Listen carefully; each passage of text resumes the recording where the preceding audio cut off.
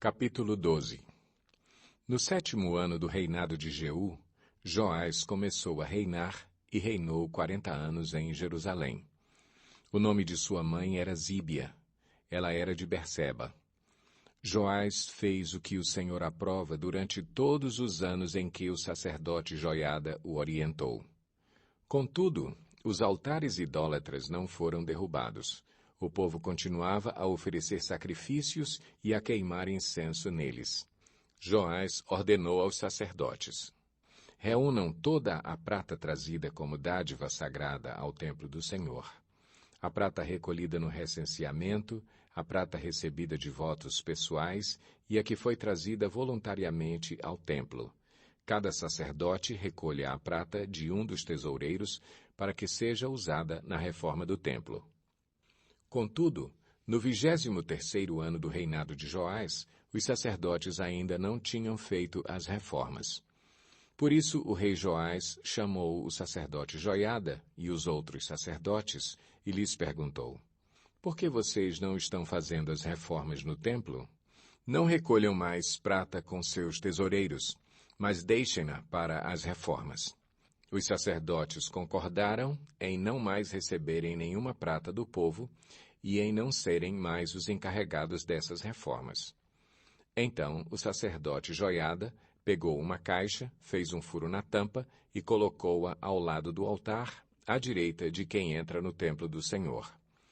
Os sacerdotes que guardavam a entrada colocavam na caixa toda a prata trazida ao templo do Senhor.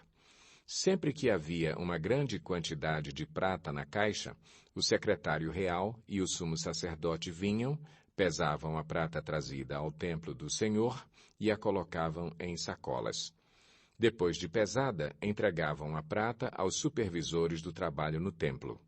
Assim, pagavam aqueles que trabalhavam no templo do Senhor: os carpinteiros e os construtores, os pedreiros e os cortadores de pedras.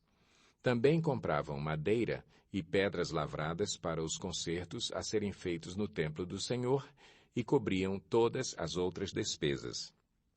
A prata trazida ao templo não era utilizada na confecção de bacias de prata, cortadores de pavio, bacias para aspersão, cornetas ou quaisquer outros utensílios de ouro ou prata para o templo do Senhor.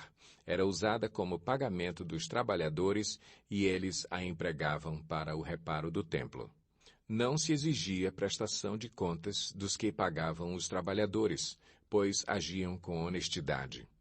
Mas a prata das ofertas pela culpa e das ofertas pelo pecado não era levada ao templo do Senhor, pois pertencia aos sacerdotes. Nessa época, Hazael, rei da Síria, atacou Gate e a conquistou. Depois decidiu atacar Jerusalém. Então Joás, rei de Judá, apanhou todos os objetos consagrados por seus antepassados, Josafá, Jeorão e Acasias, reis de Judá, e os que ele mesmo havia consagrado, e todo o ouro encontrado no depósito do templo do Senhor e do palácio real, e enviou tudo a Hazael, rei da Síria, que, assim, desistiu de atacar Jerusalém. Os demais acontecimentos do reinado de Joás e as suas realizações estão todos escritos no livro dos registros históricos dos reis de Judá.